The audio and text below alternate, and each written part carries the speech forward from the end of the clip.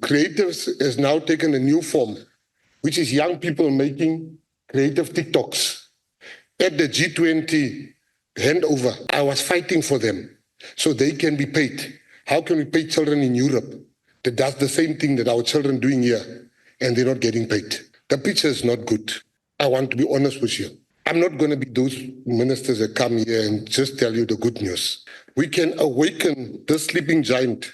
If we say Shaka Zulu, guys, so this is one of the reasons why I usually root for Gayton McKenzie, and also rooting for many African ministers and presidents who will be slowly now getting in tune with the way society is changing and how the world is changing. And you see that, South Africa will be taking over the G20 baton up till November 2025, when they will be handing over to the USA. I think Donald Trump will be visiting South Africa by 2025 in November.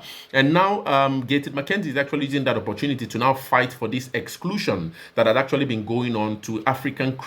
You see, many African creatives actually have not been paid in par with their counterparts, in Europe and in the in the West, actually, the global North, as it's usually called. Also, there was a report lately in Kenya where there was a kind of like a middleman, kind of like recruiting agents in Kenya that actually recruits Kenyan IT professionals to sort of like train artificial intelligence chatbots or artificial intelligence agents to work for Meta, which was formerly Facebook. And most of them actually came out in a documentary. Probably I would make a video on that on this channel. They came out in a documentary arguing about the abuse that most of these sort of like these recruiting agencies, I think this is an American recruiting company or so, or probably a Western recruiting agency anyway, operating in Kenya, and that, they weren't paid according to how, their counterparts in the West would be paid. So in other words, African labor, so to speak, wasn't as worthy to be paid in the same way as labor probably from Europe or Australia. And that's one of the things Gayton McKenzie is actually speaking about here in this video, amidst other issues in the creative media. But it's not just like the creative media alone.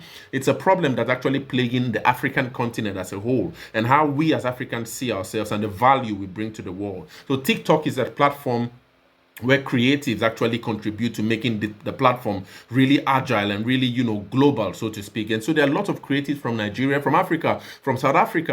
Amapiano, they have Amapiano beats, Afro beats and all that makes TikTok actually what it is, or contributes to making TikTok what it is. Yet, the creators from Europe get paid, the creators from the US and all that get paid, and the African creatives are not usually paid. Let's listen to this TikToker who explains this problem really well, and I'll be back for a short analysis before we go to listen to how Gayton McKenzie argues that he's going to be fighting TikTok to ensure that the value of the African creative is recognized for what it is.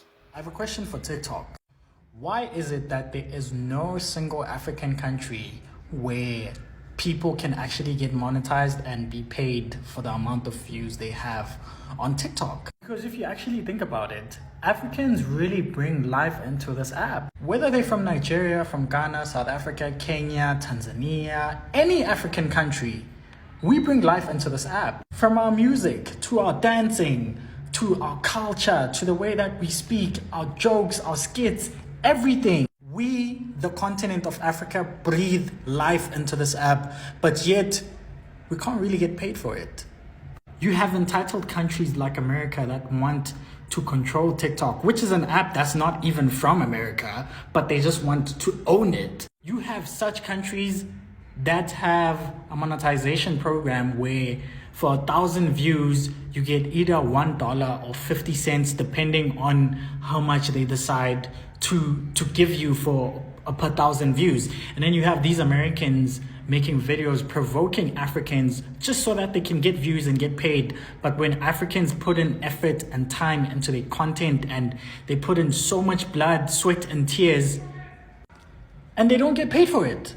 And it really bothers me, because you will find other African creators that spend time, effort into their videos, like Josh, like Josh, the guy that does the video audition, and African dancers, and so many more Africans that are putting time and effort into their content, but they cannot get paid for it. You have monetizations like live streaming, where people can send you gifts and that's how you can make money. That thing doesn't really make as much money, because sometimes people just don't want to give you money, and you spend so much time and effort making your content, but you have so little to show for it, but just showing how many amount of followers you have, and sometimes you don't even get brand deals for that.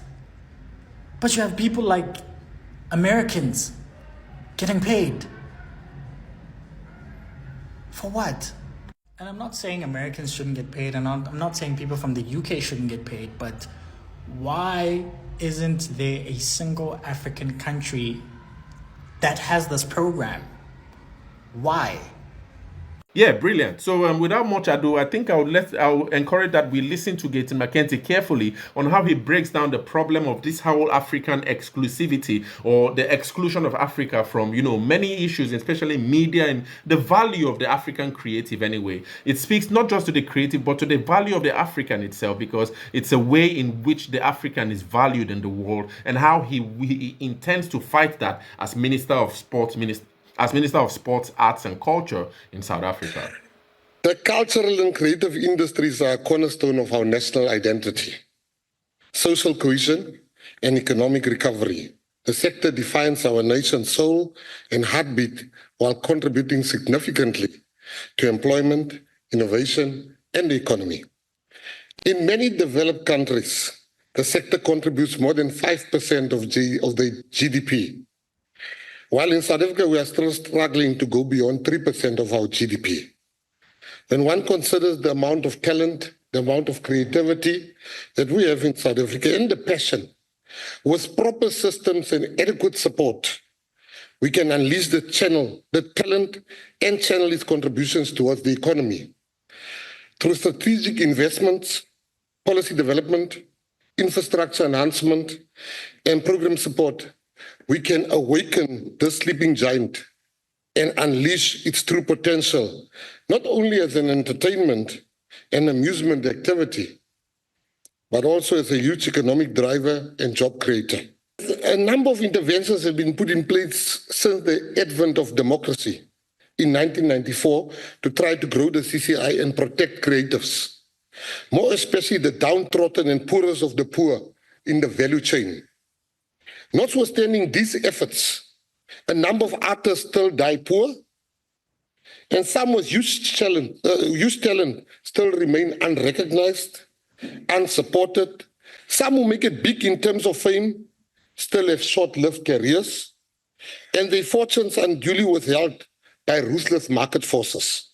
To a large extent, this unsatisfactory state of affairs within the CCI can be attributed to not to unwillingness to act, but to policy interventions and support programs that have not been effectively coordinated, sufficiently funded, and consistently implemented.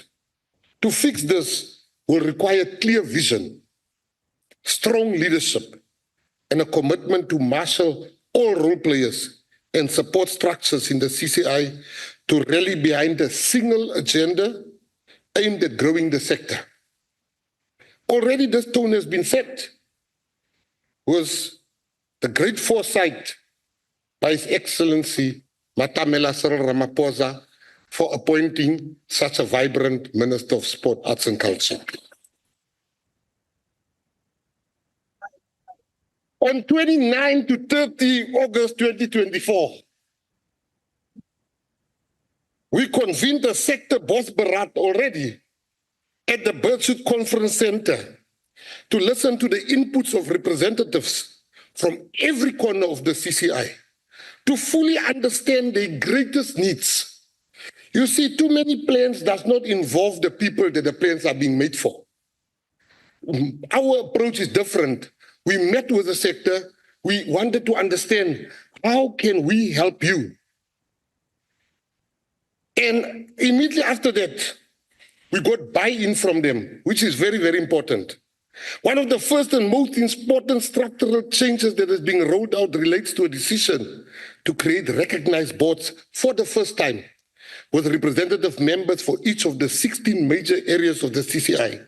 These bodies will, to an extent, replicate the federation model used in sport for major sporting codes.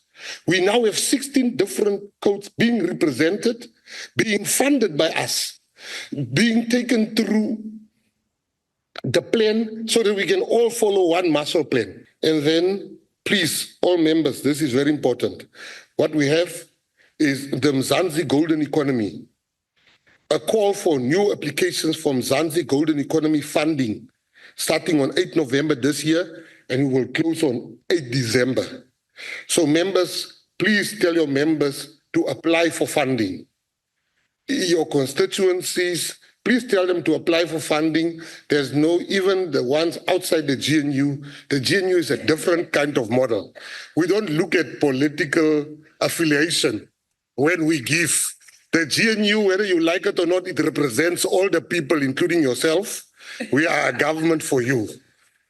My conclusion, and on a very serious note, I can't come here and lie to members or come here because I want to sound know it all and come here and paint a very good picture.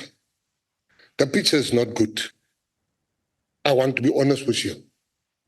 I'm not going to be those ministers that come here and just tell you the good news.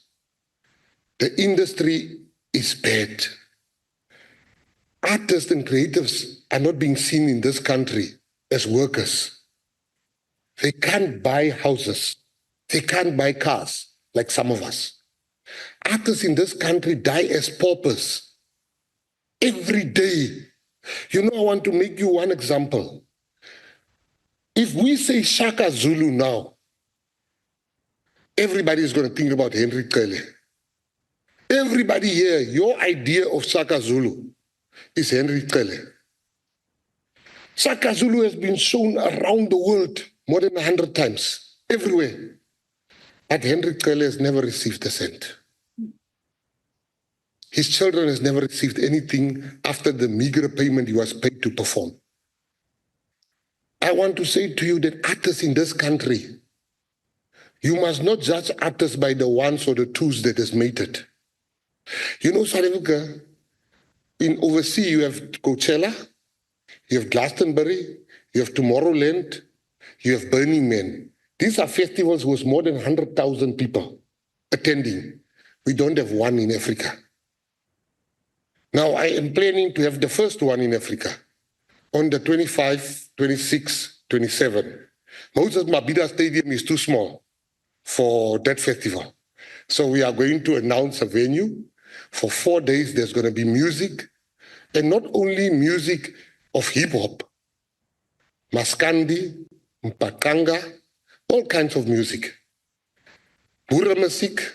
See, the white people are looking at me. There will be Boere music, there will be Guma, there will be Soki. Now he's smiling now for the first time. But you paid to send me $3 million back in. So what I'm saying to you is that there is a problem with our artists. What we are doing now, we need to change this narrative. For too long, artists has not been taken serious. They have a bill in South Africa, which is the worst I've seen as a creative myself, that says fair use. Fair use basically means I can use it and pay you fair value. You can't go to McDonald's and decide the price of a McDonald's burger. Why is it that we should decide the price of somebody's music? Our artists, our creatives are in for a treat because we are serious, we are intentional, we're going to bring the issues on the table. There's no excuse that I want to blame any predecessor. I'm the minister. I must change this. And until the last day that I'm a minister, I can promise you, I would have moved the needle for artists like it has never been moved before. Because you cannot have so many good artists. Our artists are the best. I was in Azerbaijan and we were having dinner. And the minister in Azerbaijan said to me, there's this big DJ, you must go listen to him with me. I'm going there now. I said, who? He says, one of the world's best DJs. Black Coffee. I said, hey, this guy is playing. I said, Black Coffee is from South Africa. He says, oh, really? We have Tyler. We have Black Coffee. And I want to please encourage you. Chris Brown has sold out his concert in 4 hours, 90,000, which means there's a drought for entertainment in South Africa. So please support when I tell you McKENZIE is performing in Limpopo. I will be there. McKENZIE, please buy tickets so we can also fill a stadium. I will lead as the minister in Limpopo to support McKENZIE. And the last thing I want to say to you, creatives has now taken a new form, which is young people making creative TikToks. At the G20 handover, and I was fighting for them so they can be paid. How can we pay children in Europe that does the same thing that our children doing here, and they're not getting paid? And the last sentence, you have the best music that the youth has discovered is Amapiano. Don't listen to Nigerians when they say they invented Amapiano. Amapiano is South African. It has been invented by South Africans. You go to Paris in France, the children are just listening to Amapiano. Thank you, Minister. So we must support Amapiano. And to the white people, it's not a piano. It is Amapiano. Yes, thank you very much. Thank you very much for your statement, Minister. I'm going to answer you now. Thank you very much, Honorable. Thank you, Minister.